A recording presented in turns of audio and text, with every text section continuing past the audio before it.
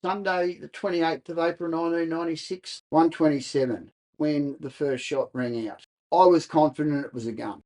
At that stage, I wanted to get inside to find Elizabeth. I walked right through the middle of the cafe. You'd look around the rest of this building, probably 3 times the size of this lounge room, and there was death everywhere.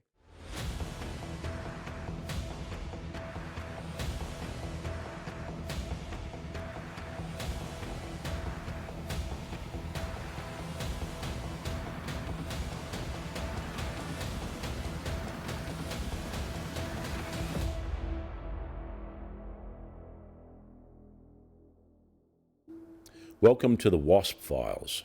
Some of this material may be distressing and viewer discretion is advised. I promised on the WASP Files that I would be presenting evidence and testimony from people other than myself.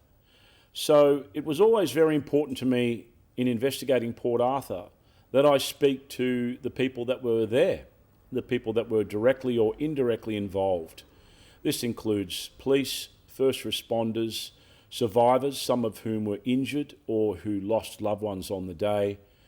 So I would like to introduce this next very courageous and lovely gentleman, a man who I consider a friend of mine, who has come forward to tell his story about what he went through. He lost someone very near and dear to him at Port Arthur and was an employee at the time. His name is Mr. Stephen Howard, and thank him for coming forward for the WASP Files. Port Arthur came more government held. How do I say that? There was concessionaires on the site, what was known as the Broad Arrow Cafe, that was privately owned by a concessionaire. Well, when the government or Port Arthur took over from Jim, that would create a bit of work. We wouldn't know what, but it was gutted out, cleaned out, and Port Arthur would refurbish it. Is that Jim Laycock? Jim Laycock, that's correct. Yeah. There was the cafeteria on one side and then retail on the other. And as it would work out, a position came up in the retail side of it. It was day work. The peninsula and hospitality, tourism, retail, 7 days in that area. So you knew you would be doing every other weekend and night and days, and would lead into a little bit of night work. And the opportunity came, and it was about the middle of March 1996 or beginning of March 1996.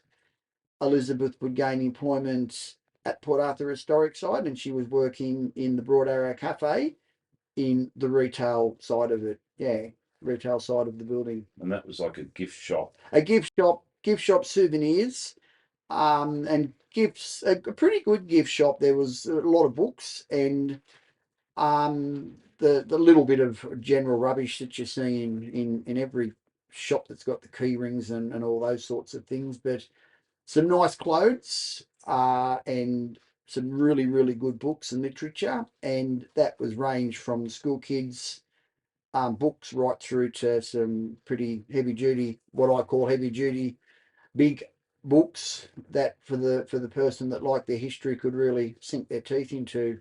And it was a pretty good place to be in and work in. Had the open fire and would have had the open fire in winter, and we'd pretty much thought we'd cornered ourselves in the market. We'd got it both working daytime, as it worked out in the same place. Did you used to meet for lunch and say, okay, I'll meet you? Just, I wouldn't say we'd meet for lunch. It was because you'd never know sometimes when lunch was. So you couldn't be in the kitchen at home and saying, right, we'll have a burger at 12. No worries, because you just had no idea. You could be doing a tour. You as a tour guide there, when you're on the day, the full day, tours went from 9:30 through to I think 3:30 was the last. So you got your lunch when you got it. I would drop into the building, into the Broad Arrow Cafe, and say hello. And if she was outside the building and saw me, naturally you'd say hello. I was going to touch on something where you said you were pretty much just going there, you were doing your job, show up, fulfill your roster, working a lot. Were you aware of any changes in the management, how they did things? Were there any discussions about OC health and safety or No, no procedure? idea. No idea. If you'd have asked me then who was on the board, I'd have had no idea. I heard of this Michael Mazingard dude, but don't really know much about him. But he was the chair of the board at the time, and David Reed was the CEO.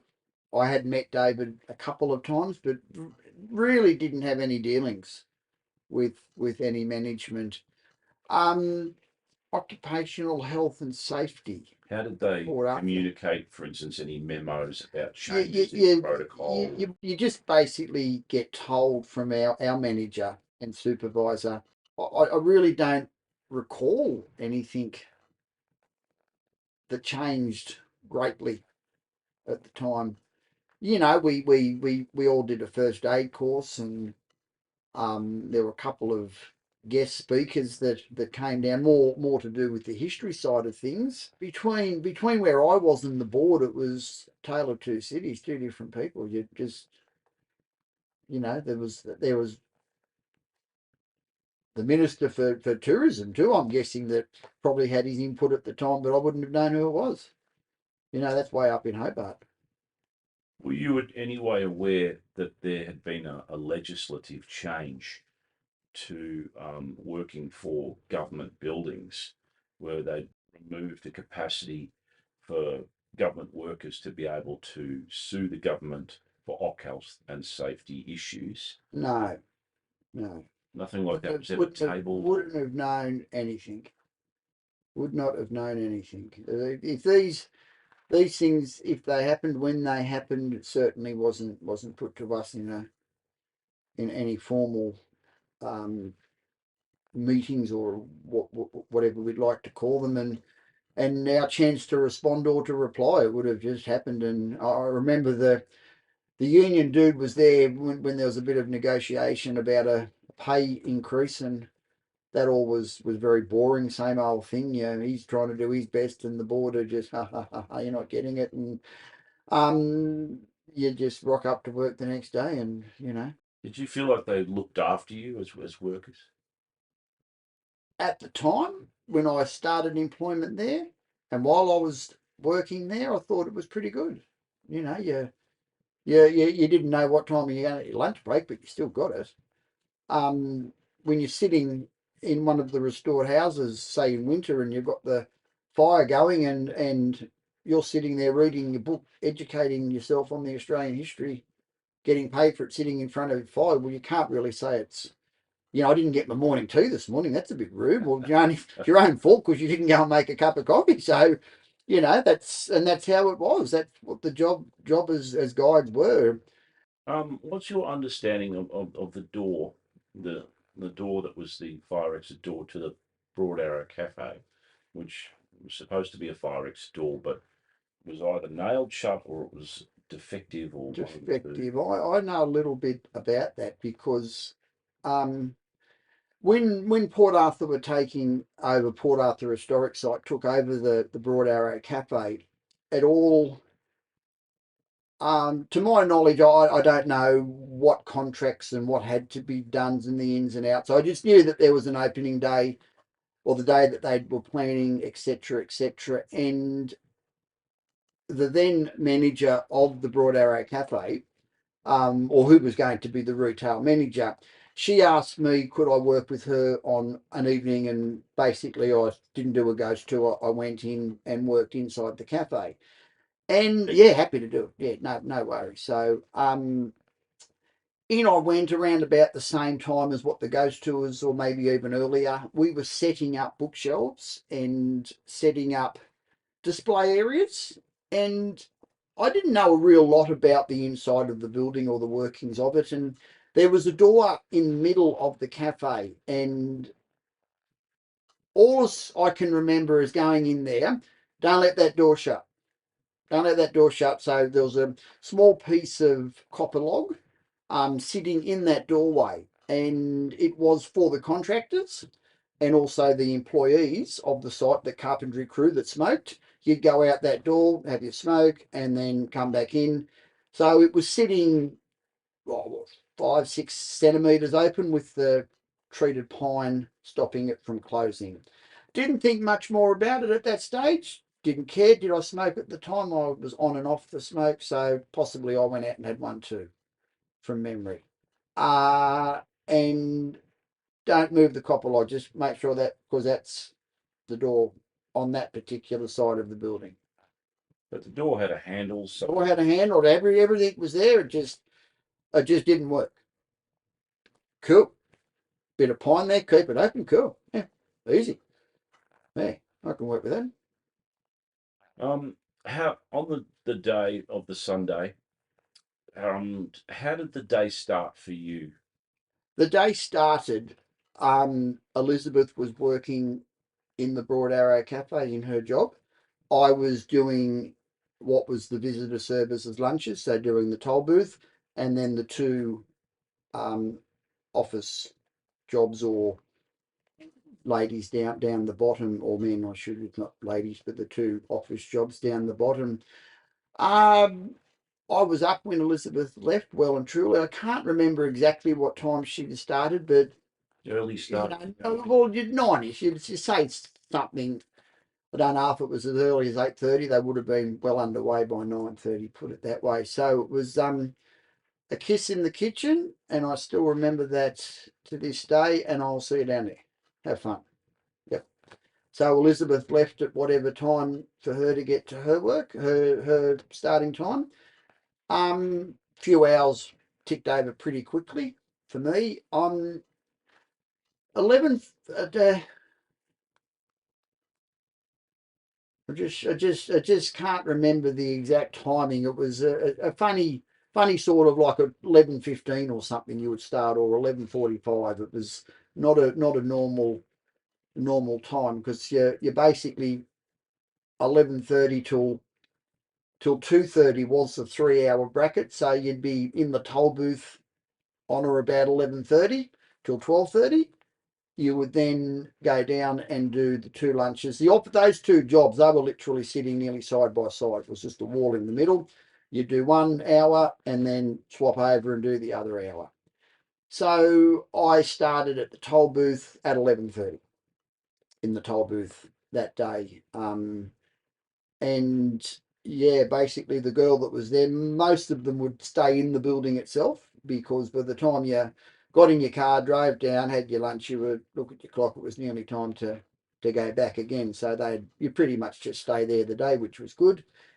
If it really, really, really got busy, as it did sometimes, you could open up the other side, so you could have two windows going. So I guess they stayed there for that reason as well.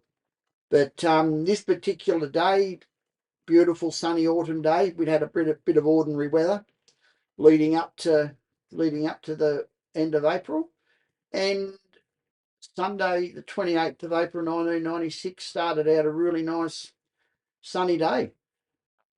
Yeah, and In the toll in booth, the toll what were booth, the duties of the toll booth? you'd basically have to answer 100 questions in minimal time, because you could see the cars would start backing up if there was a problem. From basically, you would give them a piece of paper and plead with them to read it. You would try and explain, you've got to do this, you need to have this with you, as in the sticker. There are various tours that are included in this ticket, but don't just turn up to the boat, because you've got to go and get a boarding pass, because the boat could only take, I don't know it offhand, say 150. Once 150 tickets were handed out for the 10:30 trip, that was it. Boat was licensed to carry so many. So you were trying to get all this across, and they were changing money, and some would be telling you how, it should be parks and wildlife and it should be free, and others were happy to just your standard responses when you would get to somewhere and the person had to hand out the money, and you'd cop it, whether it was good, bad, or ugly. And the tickets for the ferry Yes. to the Isle of the Dead, were they bought at the toll booth? No. The all the tickets. This is the ticket and the tour. Ticket and tours. It was the two jobs you would do down in the bottom, on your visitor services lunches. One of them was responsible for the two Isle of the Dead tours, and which were an extra cost to actually physically at the island. But the harbour cruise, which was a 20-minute harbour cruise, was included in your ticket, but you would still have to go and get the boarding pass. So they could keep control of numbers on and off the boat. Obviously, they're licensed to only carry so many. So a fair bit went on in that spiel as quick as you could possibly get it and hope that most of it was taken in. And then you get down to the bottom, but they said it's all included at the time. No, it's not all included. It was a little bit, it did get a little bit tedious at times, those things, but it was black and white, and you knew what it was. You pay to land on the island, the harbour cruise is free. Can't explain it any easier than that. You want to get off the boat and go to the Isle of the Dead, you're paying. If you just want to sit on the cruise, it's included. But you've got to get a boarding pass. Did you have to take down details of cars or anything No, like that? no. You just take their money, give them Take a their ticket. money, and they would drive down. These are the tickets, have your sticker on you, because as in you can put it here, you put it in your pocket. You may randomly get asked that randomly. I don't ever recall doing it or be asked to do it or anything like that. So basically it was your proof of payment, and depending on what time you got there, you could use that for a period next day as well. But just keep your sticker on you, get a boarding pass if you want to go on the boat, pay the extra $5 to land on the island. And that was pretty much your toll booth. And how long did you work there on that day from the 11th? It was the lunches. The lunches for the guides was 1 hour. Visitor services was 45 minutes. So you'd be in the toll booth from 11:30 till 12:15, and then you would go down and do the two down the bottom. So 45 minutes in the toll booth, you'd get in and shut the door, and you think, oh, shit, that's bloody 45 already. Wow. Just So it was a busy day. busy. Yeah. Do you remember at all if you were in the toll booth when the yellow Volvo showed up? You can't put my finger. I can't say yes, I remember the top Volvo, and yes, I remember the surfboard, etc., etc. But I do very clearly remember person that was anxious, very anxious, paid with a $50 note, didn't ask any questions, didn't care for. You see a younger person come in and not worry about the money, like you'd say 13, whatever it was back then, 50, 13, 50, whatever it was, and it was the 50 come across, and distinctly remember the 50, and anxious but not angry. Anxious but not angry. So like I'm almost just want to get through this and just get down there and just have my day type thing. Didn't think twice. Why would you have a surfboard? Oh, shit, if they're travelling for the day, well, you just can't. No lockers down there. You can lock your surfboard up for the day. So really, things like that weren't. I'm not saying everyone had a surfboard, but it wasn't strange. It wasn't strange at all to see a sedan with roof racks and a surfboard on it. Coastal area, I suppose. Well, yeah, and 3 or 4 beaches within less than 20 kilometres. No biggie at all. Just distinctly remember anxious but not angry. And blonde hair and all. Yeah, just the blondish hair. I can't say how many people you'd serve in 45 minutes, but you could be looking at one every 3 to 4 minutes, 5 minutes at maximum, and so when you divide that in, you don't. If you said to me what was the next person behind, I had no idea. But it's only that later years things would get pointed out, and you could recollect, remember. Do you remember where you might have been when you heard there was trouble, or how did you get Distinctly. This is this would later become a very talked about time, and I know 127. How do you know? I know it was 127 because the 132 had not left. Some would later in time with timelines have us that it had to be well after 1:27, after 1:30. No, it wasn't 1:27, and I was just outside the ticket and tours office when the first shot rang out. The first shot, second, third, I said firearm. I had a little bit to do with firearms at that stage. I did own a rifle, a bolt action rifle. I had a 223 bolt action, which was the same caliber used inside the cafe. So shooting in the paddock's different to shooting indoors, but I was confident it was a gun. And the repetitive banging quickly told me semi-automatic, and we knew there was a problem. I was with one of my very good mates, a colleague there, and he'd had a lot of firearm experience, and we knew it was a gun. Who were you with at that time? Ashley Law, he was a tour guide at that stage as well, so basically the same job as me.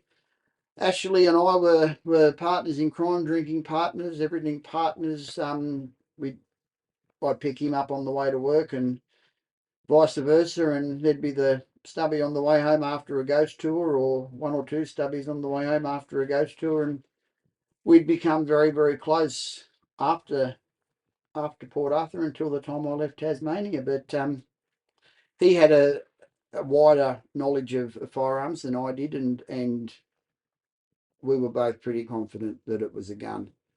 And you don't run to a gun, you run away from it. And we did what we could with the large number of people in front of us at the information office, to get them out of the way, because whoever had that gun, if they came out onto the balcony, they're looking at upwards of 60, 70, maybe even 80 people, 100 could have been. And you would have just opened fire on a group. So you pretty much sprung into action, and Yep. once you realised, absolutely, you started to just get people out of there. Yep. How did they react? It was reaction to a lot of people. A lot of people were good because they just got going. We could get from where we were around the corner, so you were never going to be safe, but bullets don't go around corners either, so you were confident that you weren't going to get nabbed. Did you sort of stay calm, or were you? I thought for the situation, and as you would later find out what would happen, people were very calm. There was a small handful that wanted to get inside for the reenactment, and I can confidently tell you, I work here, there's no reenactment, let's go. And the majority left. I was later to find out that Ashley stayed on and around about the corner. I actually took refuge in the bush behind the cafe. But you could still constantly hear the banging, and I had grave thoughts there and then for what was going to be inside, and also for who I knew was inside, and what I could find if and when I got inside. I was later to go down, scale down a bit of a rock face at the back of the Broad Arrow Cafe. We'll walk past a person that had been shot, but peppered with shotgun pellets, had black spots all over his face and bleeding. And that's not a semi-automatic rifle. So where that happened, how that happened, I don't know. Was that person deceased? Or No, very alive. Just wounded. Very, very alive and wounded. The gun noise had left the cafe, and you could hear it up the road, so we're guessing we're just shooting it as we're getting out. I didn't care for how close it was. At that stage, I wanted to get inside to find Elizabeth. Was the feeling an overwhelming a sense of fear or panic or anger or shock? 23 years later, I can't remember. Shock, naturally, you're going to be shocked because you don't You don't expect that anywhere. The greatest, biggest Hollywood movie isn't going to produce that. If they do, you're going to have half an idea what you're going to be looking at before you walked in. But we're just tour guides, and these people want to come in here and talk, so they're having their fish and chips and their cups of coffee. That's not a Hollywood movie. But my first sight when I walked in that movie was a lady by the name of Kate Scott. Her partner Nick Sargent. Kate was shot at point blank range with the 223 caliber rifle to the head, and there was nothing left of the back of her head. And that was my first sight when I walked into the Broad Arrow Cafe. And I lived with that today, 23 years later. And you can't picture it, you can't draw it, you can't imagine it when you see it for real. You go shooting in the paddock, you're gonna hit a kangaroo or a deer or a rabbit or whatever, and your headshots, you want to save the bodies for either the skin or the pelts or the meat itself, but you don't shoot people in the head. And this is what was hard to understand. And as you would go further into the cafe, the door I entered through was on the opposite side of the gift shop. And I couldn't see Elizabeth, but a colleague of mine came to meet me to tell me, but I already knew. I just knew. And I walked right through the middle of the cafe, didn't see anything either side of me to where Elizabeth was working. And then I saw her laying on the ground, face down. And would be her second cousin, Nicole Burgess. She was laying next to Elizabeth, and you didn't have to worry too much about taking pulses because people shot in the head don't survive as a rule. And then you'd look around the rest of this building, probably 3 times the size of this lounge room, 4 times the size of this lounge room, and there was death everywhere.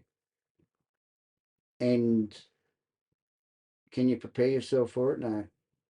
Can you just push it away? Oh, well, that's today. What's on tomorrow? No, you can't. 23 years later, can you think back and what you looked at in that building and say, is it real? Well, yeah, it was actually. It was pretty real, yeah. You don't shoot people. We don't shoot them in the head. You just don't. It's not a normal part of life, especially in a little country town that's a tourist attraction. You just don't shoot people in the head. And as the day would go on, it just didn't stop down the bottom. You'd find that there's another 8, 9, 8 deaths before we get back to Seascape. And to later find that it was another colleague and her 2 daughters. Getting your head round, I think, a 6-year-old child and a 3-year-old child dead, shot dead. Like,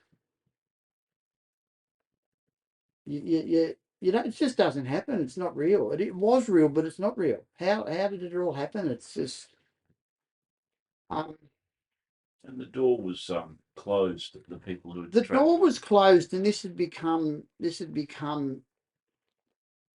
the loss of your wife was pretty bad, but this door would become an issue as time would go on. Yeah, because if you want to get out of your house, what do? You walk through the door. If you want to go out the back to feed the dogs, what do you got to do? You'll walk through the door.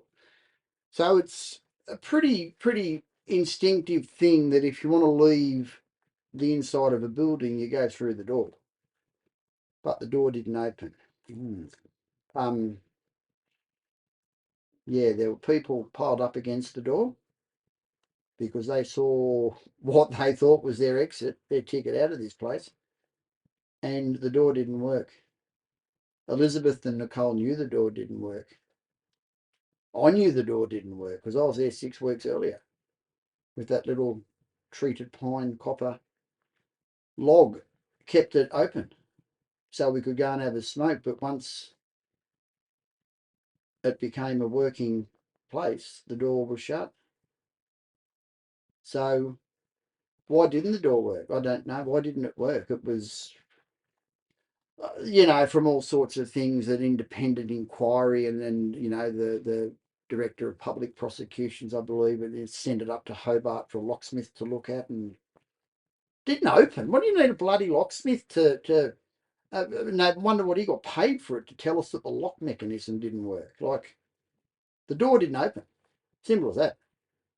Was it an old door? I mean, Oh, it just didn't seem, it was just a standard, bottom timber, top glass type thing, so you can display that we take FPOS and all sorts of other things, and bank card and Visa, and it was just a normal door that it didn't open, and this was going to become a big issue.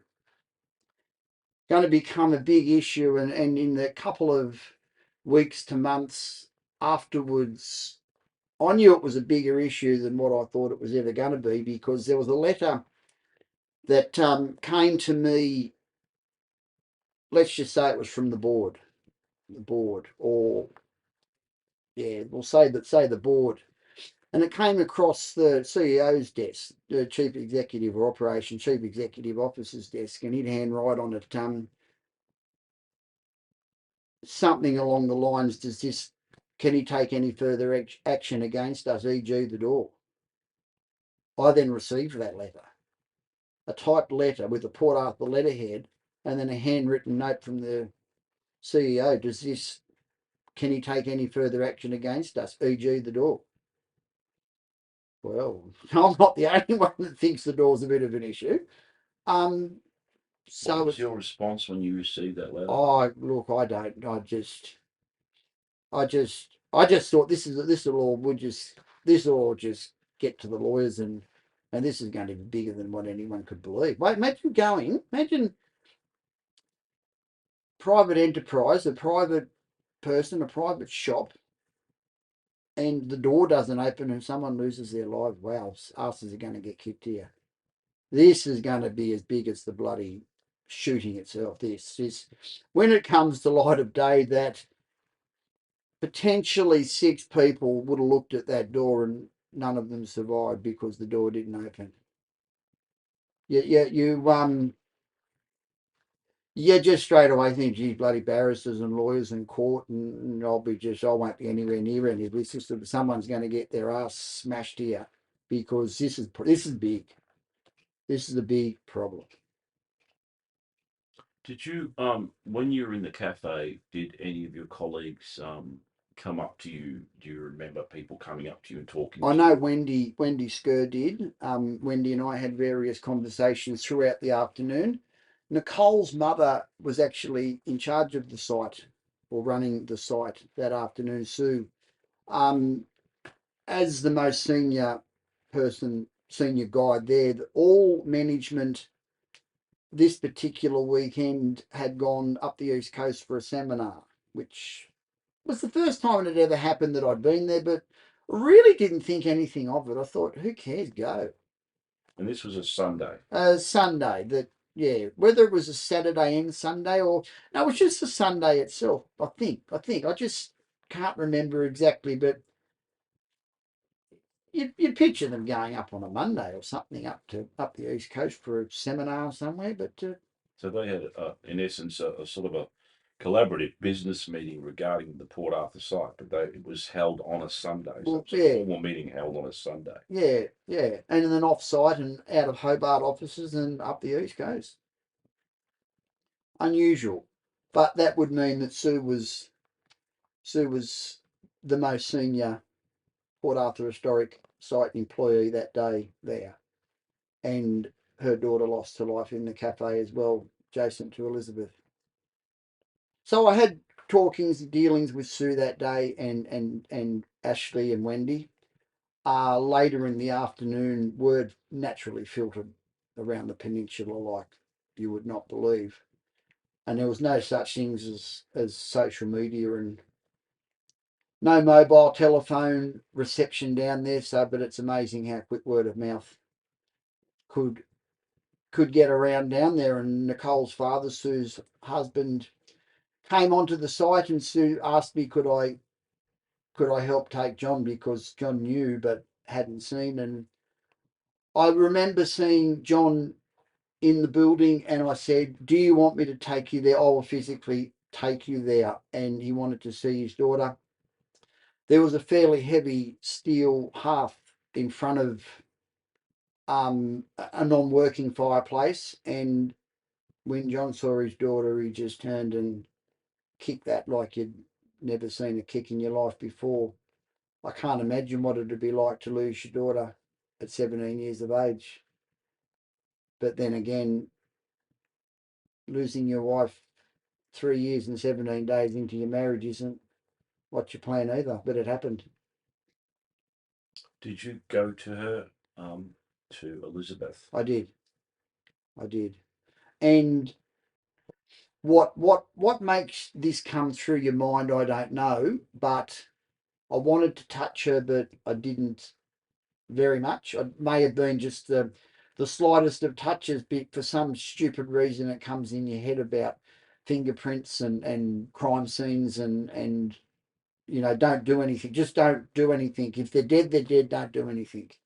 If they're alive, it's open slather. Do what you got to do. But I don't remember 23 years later exactly what I did, but um, but I knew that there was nothing I could do.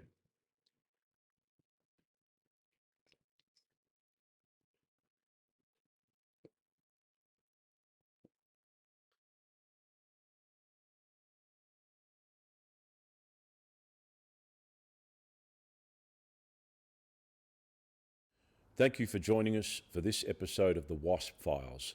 Feel free to share far and wide and see the attached files in support of the episode. Thank you.